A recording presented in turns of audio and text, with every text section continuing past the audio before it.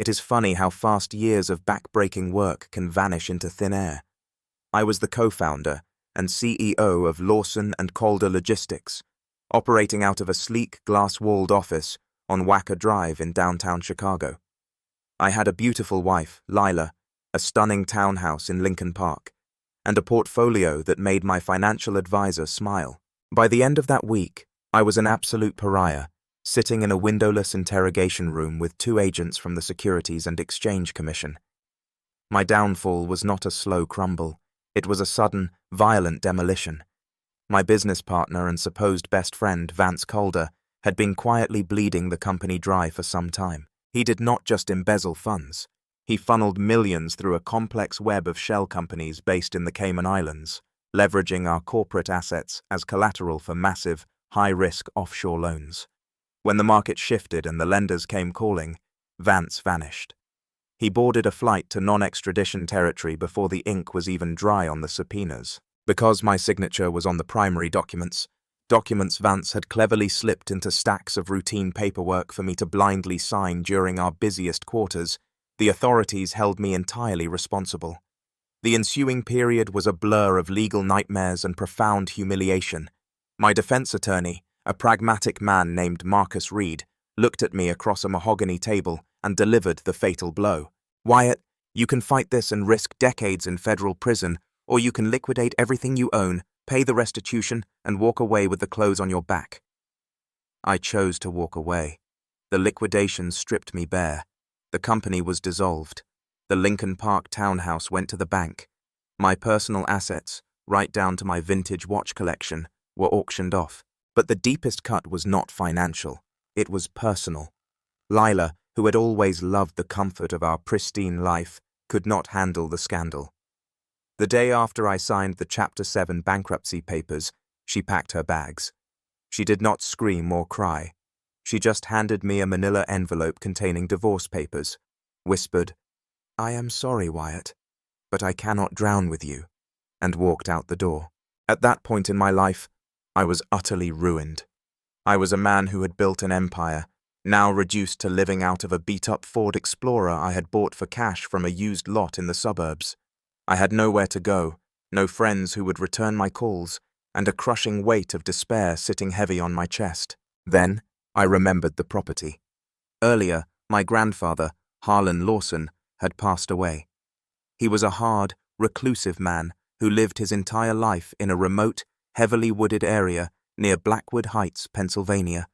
He left me his property, a dilapidated 19th century farmhouse sitting on acres of overgrown land. At the time of his death, I was too busy closing a multi-million-dollar freight deal to even attend the reading of the will properly, letting my lawyers handle the transfer. The property was virtually worthless, riddled with unpaid back taxes that I had absent-mindedly paid off, and then promptly forgot about. It was the only thing the federal government had not seized, simply because it was technically held in a generation-skipping trust that my lawyers had fought tooth and nail to protect as my sole remaining domicile. With the last of my cash spent on a tank of gas and a few bags of cheap groceries, I drove out of Chicago in the dead of night. The drive east on Interstate 80 was a grueling, silent journey. Every mile marker felt like a testament to my failure. When I finally pulled onto the rutted, unpaved driveway of the Blackwood Heights property, a cold, relentless autumn rain was falling. The farmhouse was in a state of advanced decay. The white paint had peeled away to reveal grey, rotting wood beneath. The wraparound porch sagged dangerously on one side, and ivy had crawled up the brick chimney, choking the windows. Inside, it smelled of stagnant dust, wet leaves, and old memories. The electricity was completely shut off, and the plumbing groaned in protest when I tried the rusted kitchen faucet. I set up a miserable camp in the dusty living room, laying a cheap sleeping bag on the hardwood floor near a large stone fireplace. For the following period, I existed in a state of catatonic depression. I chopped scavenged wood to keep warm, ate canned beans over a small camping stove, and stared at the ceiling for hours, replaying Vance's betrayal and Lila's departure on an endless, torturous loop. I was waiting to die, resigning myself to fade away in the exact place my family's legacy had begun. But sheer survival instinct has a strange way of waking you up. As winter approached, the dropping temperatures forced me into action. If I was going to freeze to death, I decided I would not do it quietly. I needed to patch the roof, fix the drafty windows, and find a way to make the house livable enough to eventually sell it for scrap value. That meager sum might be enough to buy me a fresh start somewhere far away. That decision to fight back, to start digging through the ruins of my grandfather's life, was the catalyst that would change everything. The catalyst arrived in the form of a brutal nor'easter. The storm slammed into the Pennsylvania hills with terrifying ferocity, howling through the surrounding oak trees and battering the fragile farmhouse. In the dead of night, a massive dead branch from the ancient elm tree in the front yard snapped. It crashed through the single-pane window of what used to be Harlan's ground-floor study, sending shards of glass and freezing rain blasting into the house. I jolted awake in my sleeping bag, grabbing my battery-powered lantern. I rushed into the study to find water rapidly pooling on the warped oak floorboards. I desperately needed a tarp, heavy plastic, or at least some tools to board up the breach before the wind tore the rest of the wall down. My grandfather had always been a meticulous man, a tinkerer who hoarded tools. I remembered from childhood visits that his primary workshop was down in the cellar. The cellar door was located under the main staircase, swollen shut from years of humidity. I kicked it hard, splintering the frame, and descended the steep, creaking wooden steps. The basement was exactly as I remembered, yet infinitely more sinister in the flickering beam of my lantern. It was a cavernous space with dirt and poured concrete floors, smelling sharply of mildew and damp earth. Rows of dusty, ancient mason jars lined the walls, filled with unidentifiable blackened preserves. I scanned the room and spotted his heavy oak workbench tucked away in the darkest corner near the massive, dormant coal furnace. I hurried over, rummaging through rusted toolboxes and pulling out a heavy-duty canvas tarp and a claw hammer. As I yanked the tarp free from beneath a pile of heavy iron chains, the claw hammer slipped from my frozen fingers and dropped onto the floor beneath the workbench. Instead of a dull thud against concrete, the hammer produced a distinct, echoing clang. I froze. The sound was hollow, metallic. Ignoring the storm raging upstairs, I dropped to my knees and brought the lantern closer to the floor. The area directly beneath the heavy workbench was covered in an old, oil-stained rug. I grabbed the edge of the rug and pulled it back. Beneath it was not concrete, but a section of heavily scuffed, thick wooden planks tightly fitted together. I tapped the wood with the handle of the hammer. Hollow. My heart began to pound against my ribs. Harlan had been a simple man, a retired machinist, and a part-time farmer. There was no reason for a hollow cavity beneath his basement floor. Adrenaline cutting through the freezing cold, I realized I needed to move the workbench to get a better look. It was a monstrous piece of furniture, easily weighing hundreds of pounds, bolted down by decades of rust and gravity. I wedged my back against the brick wall, planted my boots against the side of the bench, and pushed with every ounce of strength I had left. My muscles screamed, my boots slipping on the damp floor, until finally, with a sickening screech of rusted metal against concrete, the bench violently shifted to the left. Panting heavily, I crawled back to the exposed floor. The planks formed a distinct square. Upon closer inspection, I noticed a subtle dark groove in the wood. I jammed the claw of the hammer into the groove and pried downward.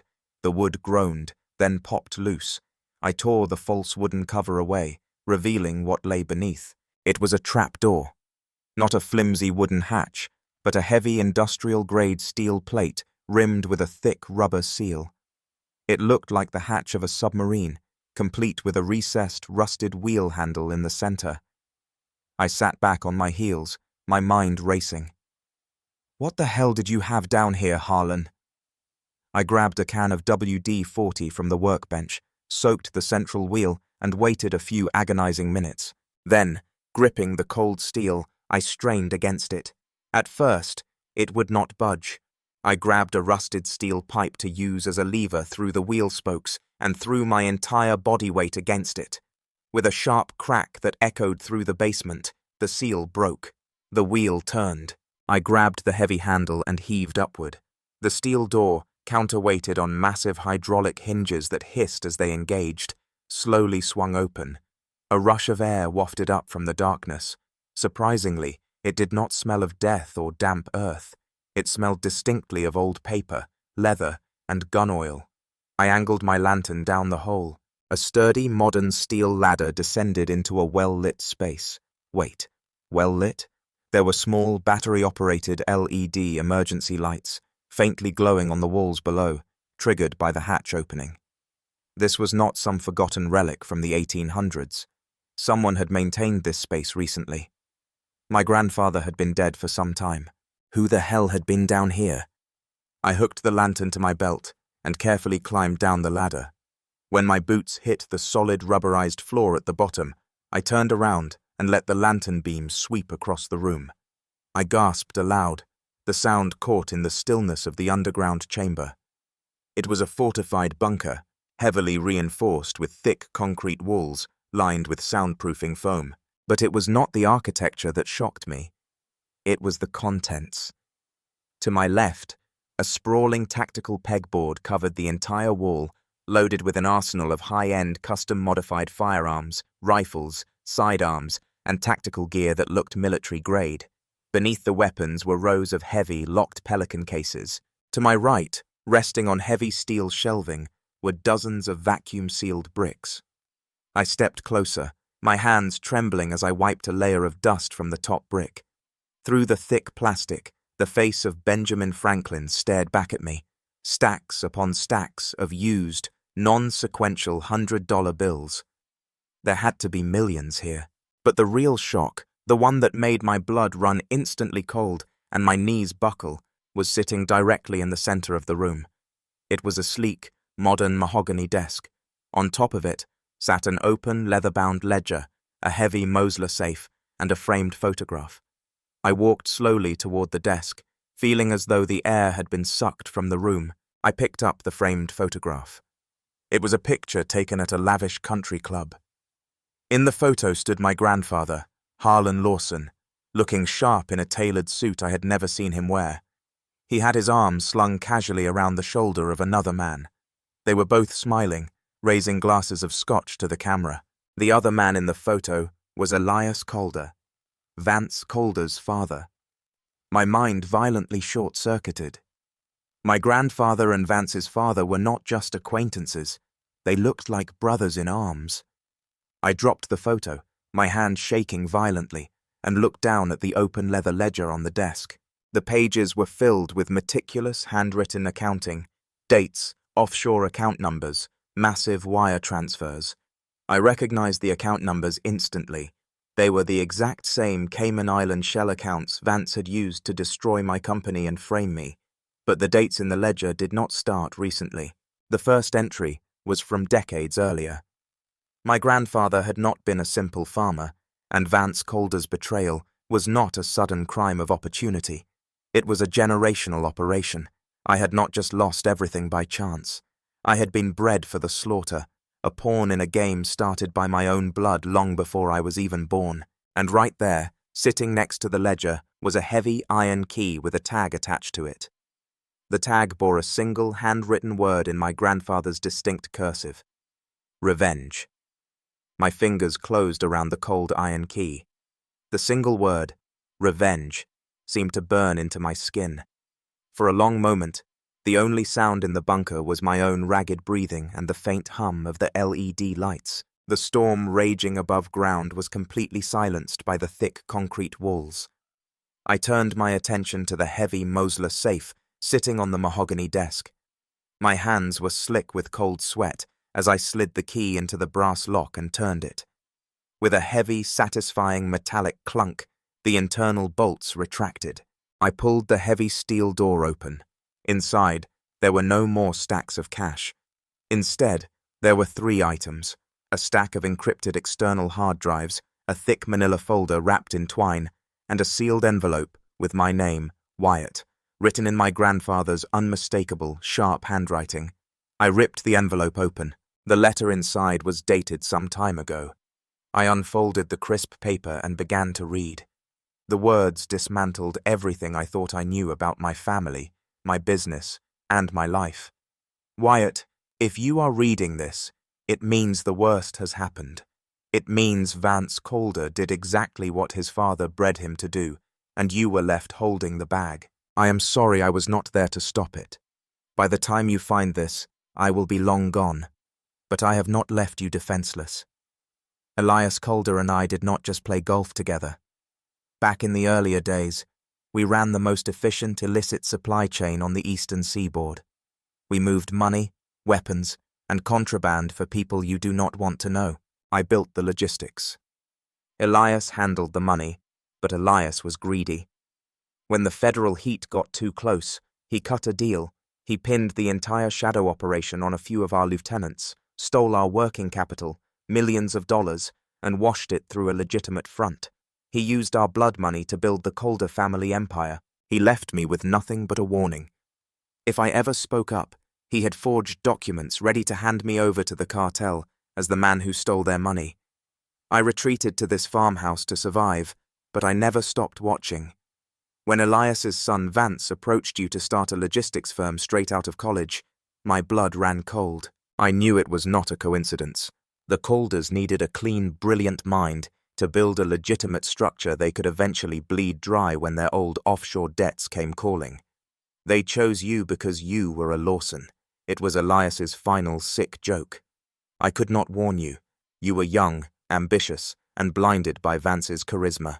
You would not have believed a paranoid old man living in the woods. So, I spent the last years preparing for the day the trap would snap shut on you. The cash in this room is my cut from the old days, clean, untraceable, and yours. The hard drives in this safe contain every wire transfer, every shell company, and every encrypted communication Elias and Vance ever made. It is the absolute destruction of the Calder family name. Do not go to the police, Wyatt. The justice system will just tie this up in courts for years. Use the ghosts of our past. In the folder you will find a list of names. These are the men Elias stole from. Show them the proof. Take your life back. Harlan. I lowered the letter, my vision blurring. The sheer magnitude of the betrayal was suffocating. Vance had not just embezzled money. He had executed a multi-generational hit on my life. Every late-night strategy session, every toast to our success, every time he stood beside me as my best man at my wedding to Lila, it had all been a meticulously crafted lie. I looked at the stacks of cash, the arsenal on the wall, and the hard drives in my hands. The crushing despair that had paralyzed me for recent months evaporated, replaced by a cold, searing fury. I was done being the victim. I spent the following period in that bunker, barely eating, barely sleeping. I fired up an old, disconnected laptop I found in a desk drawer and hooked up the hard drives. Harlan was a ghost, but he was a genius. He had hired elite private intelligence firms over the years to hack the Calder's offshore servers. I had Vance's entire digital life at my fingertips. I did not just find the evidence of his embezzlement, I found his current location. Vance was not hiding in the Cayman Islands. He had routed the money through the Caribbean to mask his trail, but the final destination was a heavily guarded luxury estate in Lake Como, Italy. He was sitting on a balcony, sipping espresso, living off the corpse of my life. I packed millions in vacuum-sealed cash into 2 heavy duffel bags. I took the hard drives, the folder of names, and a clean, untraceable, encrypted satellite phone from Harlan's tactical board. When I finally climbed out of the bunker and pushed the heavy steel hatch closed, the storm had passed. The winter sun was breaking through the grey clouds, casting harsh, clear light across the ruined study. I looked around the decaying farmhouse, no longer seeing a tomb, but a staging ground. I walked out to my beat-up Ford Explorer, tossed the duffel bags into the back, and turned the key. It was time to hunt. Money moves the world, but untraceable cash breaks it wide open. My first stop was New York City. I did not go to my old, polished defense attorney. Instead, using a name from Harlan's files, I found Harrison Locke, a disbarred forensic accountant who catered to a very exclusive, very dangerous clientele. I walked into Harrison's dingy office in Queens, dropped a substantial amount of cash on his desk, and handed him the hard drives.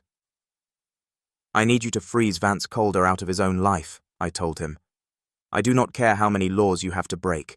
I want his offshore accounts locked, his crypto wallets drained, and his credit blacklisted. By the time I stand in front of him, I want him poorer than I was. Harrison counted the cash, a slow grin spreading across his face. Give me some time. While Harrison dismantled Vance's digital empire, I prepared for the physical confrontation. I flew commercial to Milan under a newly acquired, remarkably authentic Canadian passport Harlan had stashed in the safe. From Milan, I rented a nondescript black sedan and drove north to Lake Como. Vance's villa was a sprawling, gated fortress overlooking the water. Security was tight, but Vance was arrogant. He relied on electronic gates and cameras, forgetting that a man with nothing to lose does not care about alarms. On a stormy night, under the cover of a freezing Italian rainstorm, I bypassed the main gate by scaling the treacherous rocky embankment bordering the lake. I slipped through the terrace doors, disabling the local alarm panel using a bypass tool I had pulled from my grandfather's bunker. I found Vance in his sprawling, marble-floored study. He was wearing a silk robe, aggressively shouting into a phone. He was panicking. Harrison had done his job. What do you mean the accounts are frozen? Fix it. I am paying you millions to— They cannot fix it, Vance, I said, stepping out of the shadows. Vance dropped the phone. All the color drained from his face as he stared at me. He looked like a man looking at a ghost. Wyatt, how did you find me? You and your father built an empire on a graveyard, I said, walking slowly toward him. But you forgot to make sure the corpses were actually dead. I tossed a thick, heavy file onto his pristine mahogany desk. It landed with a loud smack. What is this? He stammered, backing away. That, I replied, my voice dangerously calm, is the complete financial history of the Calder family. Every stolen dollar, every forged signature, every cartel payoff your father made. And right at the back is the proof of your embezzlement from Lawson and Calder. Vance's eyes darted toward the door, calculating a run for it. Do not, I warned. Before I came here, I set up a dead man's switch. If I do not enter a code into a server every so often, that file goes directly to the SEC, the FBI, and more importantly, to the remaining lieutenants of the syndicate your father robbed. They are still very active, Vance, and they hold grudges. He collapsed into a leather chair, burying his face in his hands. The arrogant, untouchable CEO was gone, replaced by a terrified, broken man. What do you want, Wyatt?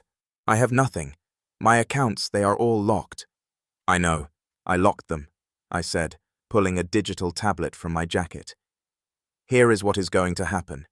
You are going to log into your primary offshore trust, the one I generously left accessible, and you are going to wire the entire sum of the embezzled funds back to the Lawson and Calder corporate restitution account. Then, you are going to sign a legally binding confession, drafted by my lawyer, admitting to the embezzlement and exonerating me completely. If I do that, the feds will come for me. I will go to prison. Yes, you will. I leaned in close, resting my hands on his desk. But prison is safe, Vance. Prison has guards. If you do not sign it, I release the cartel files. They will not send you a subpoena. They will send men with chainsaws. Your choice. He stared at me, his eyes wide with absolute terror. He realized he had entirely miscalculated the man he had ruined. With trembling hands, he took the tablet. It took him some time to authenticate the transfers and sign the digital confession. When the confirmation screen flashed green, showing the funds had hit the US accounts, I took the tablet back. Have a good life, Vance, however long it lasts. I walked out of the villa, leaving him crying in the dark. By the time I landed back in Chicago, the news had already broken. The restitution funds triggered massive red flags, and my lawyer, Marcus Reed, had delivered Vance's confession directly to the SEC. My name was cleared instantly. The federal charges against me were dropped, and my frozen assets were slated to be returned. Lila called me days later, her voice trembling, talking about how we could start over now that the nightmare was behind us. I hung up on her without saying a word, blocked her number, and tossed the phone into the Chicago River. I did not want my old life back. The glass offices and the fake friends held no appeal to me anymore. I had millions in untraceable cash safely secured, and my public name was cleared. I bought a heavy-duty truck, loaded up high-end construction materials, and drove back east to Pennsylvania. I spent the following period rebuilding Harlan's farmhouse from the ground up. I reinforced the bunker, expanded the land, and learned to live off the grid. I had lost everything I thought mattered, only to discover exactly what I was made of. The world thought Wyatt Lawson was a lucky survivor who got his life back. But the man who lived in that farmhouse was not a survivor. He was a predator, resting quietly in the woods, knowing exactly where the skeletons were buried. If you loved this story of ultimate betrayal and absolute revenge, hit that like button right now. Do not forget to share this video with anyone who loves a crazy real-life twist. Subscribe to the channel and ring that notification bell so you never miss another deep dive into incredible hidden stories just like this one. Drop a comment below. What would you do if you found that bunker?